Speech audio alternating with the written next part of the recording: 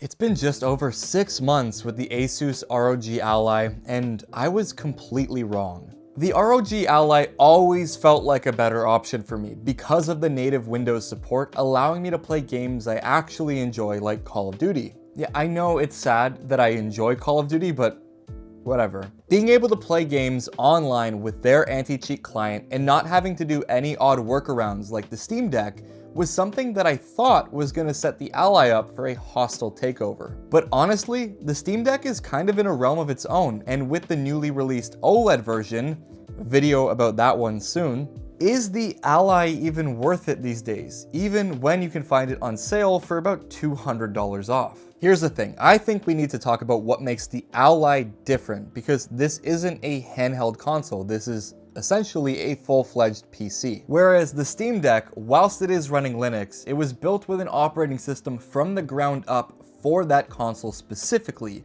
which makes it a lot more user-friendly and far more accessible. The Ally is running Windows 11 using AMD's Z1 Extreme chipset, or at least this model right here is. For all intents and purposes, this is just a gaming laptop in a different form factor, and that does have its benefits, but it can also be an extreme pain in the ass. Rather than having software built around the device, ASUS has had to make Windows 11 work not only as a tablet, but as a gaming handheld. Software like Armory Crate does help with this, and thankfully there is a dedicated button for that and the command center, because you will be spending a lot of time in them. Bringing up the command center is easy. You press the button underneath the select on the left side, and it gives you access to things like performance mode, control schemes, different controller profiles, and it allows you to show your desktop or bring up the keyboard if you need it. Armory Crate can be accessed with the button on the other side of the device, and in here you have access to your game library, different launchers, and settings to configure those different performance modes. You can also change your lighting and calibrate your thumbsticks or gyro controls. Before we go any further though, a like and a sub to the channel is always appreciated. We're actually really close to 30,000 subscribers, which is kind of insane. Thank you all so much. If we can hit that by the end of the year, I don't really know what I would be able to say. It would mean the world to me. Anyways, my problem with this device from the very beginning, despite what I just said about the control center and Armory Crate, although those are very senseful and useful things, it almost never was able to do it all the time. There were things like crashes and bugs that would happen every so often, and it made using this console really frustrating. Thankfully though, ASUS has stepped it up and has been continuously supporting this device for much longer than I thought they would, to be completely honest. Regular BIOS updates, drivers, and even new features like those gyro controls I talked about earlier, and the ability to change your thumbstick's dead zones. Now, in hindsight, with the Ally having the hardware for gyro controls, this shouldn't have been left out right off the rip, and neither should have the dead zone calibration, as the thumbsticks, in my opinion, were so bad that it made it almost unusable to play games like Call of Duty or other first-person shooters. That being said, after having adjusted the dead zones, FPS titles on this thing are my go-to now. And like I mentioned earlier, these types of games were almost entirely why I purchased the Ally after having owned the original Steam Deck. So let's talk about the specs just a little bit more, because if you aren't aware of the Ally, I think you'd honestly be quite impressed. It does have that AMD Z1 Extreme APU like I mentioned earlier, with 16 gigs of DDR5 RAM clocked at 6400 megahertz. I think that the amount of RAM in this device, combined with the speed, is a perfect sweet spot for how powerful the Z1 Extreme is. And while there's another option of the Z1 chip, I personally would skip it or try to find one of these Extreme models used or on sale, as it's really going to give you a much more favorable experience. The screen on the Ally is a 1080p 120Hz 7-inch display, and it's your conventional 16:9 aspect ratio. You won't have any issues with game scaling or black bars, and I think for a handheld, 16:9 just makes way more sense. Although I can't understand why some people do like the 16:10 aspect ratio of the Steam Deck. I think that for certain titles though,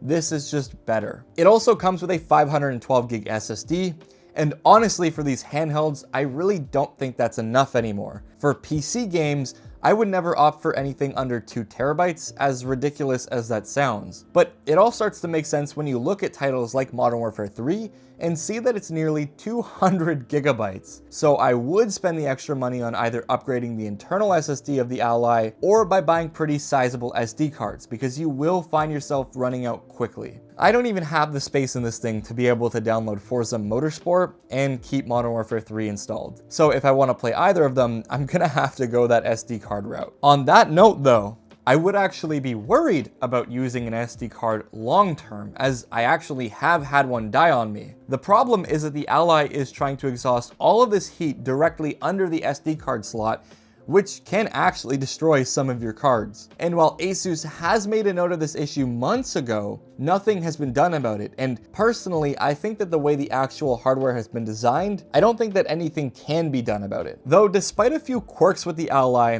where I say I was wrong was in the fact that it's been 6 months now, and I still use it despite some of the complaints that I had previously. I've got over Windows, and I think that ASUS's attempt of making this more of a console is good enough. And with all of the updates making this a more polished experience by mitigating crashes and bugs, I would honestly say that the Ally has been a much smoother experience for me than the Steam Deck. Some people aren't going to agree with that, but I've used both. But I do really want to break down a couple of things that I like about the Steam Deck, starting with the build and the form factor. It's no surprise that ASUS makes gaming-focused hardware, because the second you pick up the Ally, it immediately feels familiar. It has a very Xbox-like control scheme, great-feeling thumbsticks, and grips that allow you to comfortably fit the Ally into the depths of your palm. When I hold this thing properly, I don't have any issue when it comes to reaching controls like the triggers, or bumpers, or the rear paddles. Even the D-pad and the face buttons are easily accessible, though I am aware that that may not be the case for everyone, but I don't have big hands, and while the Ally looks intimidating, the comfort is definitely up there. It also doesn't get too loud. I mean, it does at 25 watts or 30 watts when it's plugged in, but it's not annoying. It's more of like a whoosh and not a whine, and it doesn't really get very hot either. The only way that you'll really feel the heat being pumped out is if you put your hand directly over these exhaust ports at the back. When you're actually playing games and have your hands kind of stretched across this device, you don't feel much of it. In fact, these are actually intakes on the back, and if anything, have kind of like a cooling effect on your hands rather than making your palms super sweaty and uncomfortable. And if you're playing with the speakers on the Ally, you should know that they're gonna give you a very solid soundstage that's loud and clear and can easily blow out that fan noise if you're worried about it. They're also in the perfect position pointing directly at you, and I have no complaints about the audio quality. Like, I was honestly kind of surprised when I heard it for the first time, and it still blows me away to this day. And of course, because this is a Windows device, you can pretty much play any game. There isn't really anything that I've ran into over the last 6 months that had a tough time on the Ally. And with the flexibility of being able to change your performance mode on the fly and change all the settings in game like you would on a conventional PC, you can pretty much get any game to work comfortably on the Ally. So a title that I've probably been showing a lot throughout this video, and it's one of the only games that I have installed at the moment, a AAA title that released only last month, and it runs crazy good on the Ally. Granted, I'm not gonna get 4080 frame rates, but at 30 watts turbo plugged in, being able to push about 110 frames per second on average is insane. Actually being able to saturate that display's refresh rate on a brand new AAA title isn't something that I thought the Ally would be capable of doing this far into its life. Granted, when you drop it down to 25 watts or 15 watts, you do cut the performance by a pretty sizable amount, but either way, it's still a very playable experience and one that I'm really happy with. Though I do think that people will be picking these handhelds up for other titles like Dead Cells and other indie games that don't really use a lot of that performance.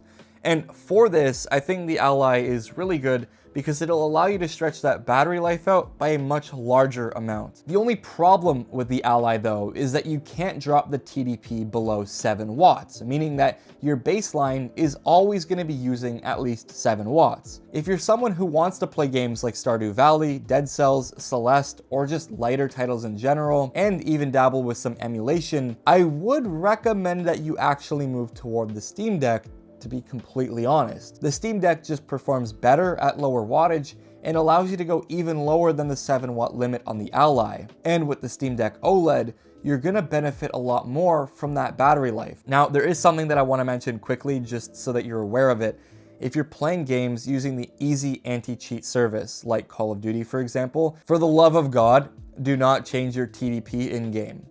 Do not set it to like auto, do not whatever. Just keep your TDP set and play. If you want to change your wattage or unplug it or whatever, close the game before you do it, because that anti-cheat service has actually picked up quite a few people doing this, and it thinks that they're using cheats and bans them from the game. Now, thankfully, Activision aren't complete assholes and have unbanned people, but just save yourself the hassle and keep that in mind. But I guess this is a good time to transition into the weakest point of the Ally. I mean, it is the weakest area of all these PC wannabe handhelds, but for this guy, it's quite depressing. I'll use COD as my benchmark here, but if I was playing at 25 watts on battery, I would maybe get an hour. And sure, an hour might be all I need if I want to get a couple of games in and level up some weapons right before bed, but then you have to remember to charge it so you can pick it up the next day, and this just becomes a hassle. Personally, I think that the Ally would benefit a lot from a bigger battery, even resulting in making this console a little bit thicker and heavier, which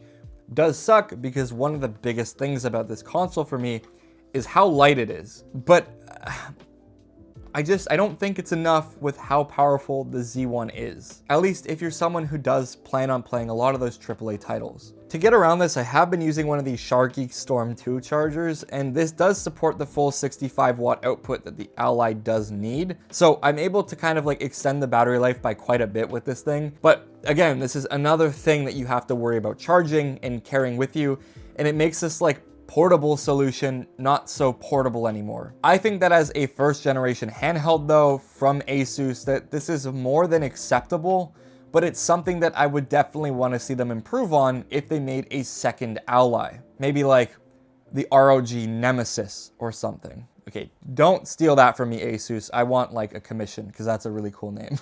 I think if I didn't already have a PC though, I think the Ally is something that I would have easily made my daily driver because it's more than capable enough to do light video editing, thumbnails, and when docked and playing games on my 34-inch QD OLED monitor, you don't really feel like you're running off a tiny handheld. It's actually like really impressive. ASUS does sell this like XG Mobile 4090, which is an external GPU solution, but I'm not really sure who it's marketed toward.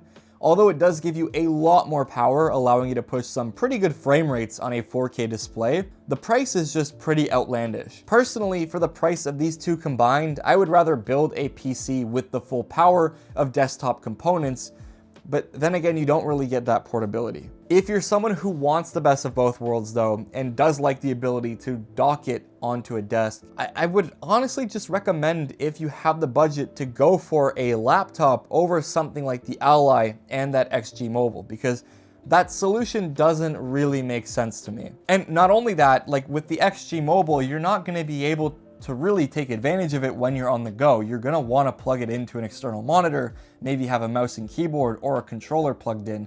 You're not gonna wanna just strap it into the Ally and run off this display, because what's the point of having a 4090 if you're playing at 1080p? Okay, and I know it may sound like I've been really critical of the Ally, but I wanna make it really clear that I'm actually really impressed with this device. Not only am I impressed with the performance, how this thing feels in the hand, and how it's held up over time, but I'm also really happy with ASUS and how they've supported this product. It's funny to say that this is now one of the more affordable handhelds in the space. This thing right now is about 699 Canadian dollars, so what, like 3 US? It's not that big of a difference, but you can pick this thing up for relatively pretty cheap. I mean, yes, it is gonna cost you more than something like a PS5 or like an Xbox Series S or whatever, but that's not really the point of this console. And when it comes to what else is available in the market, like the Legion Go, I think that the Ally makes way more sense for its new price point. Now, I will be doing a bunch of comparison videos between the ASUS ROG Ally and the Steam Deck OLED, and I will also be doing a review of the Steam Deck OLED in the next couple of days. So if that's something that you want to see, go go ahead and leave a like on the video down below, subscribe for more content, and that will hit your box soon. That being said though, to summarize, is the ASUS ROG Ally something that I would recommend to you right now? Yes. Like, aside from a couple of caveats and the fact that you're gonna have to get used to Windows 11, I think that this is the best handheld console that you can buy if you plan on playing some AAA titles and even some online multiplayer games. I think that there's a lot of competition in this space from like 1X Player, Aya, Ain, Legion. There's a bunch of different handhelds that are competing for this crown, but the ROG Ally is probably the most consumer-friendly version of them. They're easily accessible in stores, and it's something that has that support, like I said. I would be really worried about buying an Aya Neo or like an Ain or a 1X Player and then just have the thing conk out in a couple of months with no real support because it's all overseas. So whether you like it or hate it, the ROG Ally is definitely here to stay, and it's a really solid contender of these kind of handheld PCs in 2024. Thank you all so much for watching this video. If you enjoyed it, leave a like down below, subscribe for more content. I'll see you all in the next one. Peace out.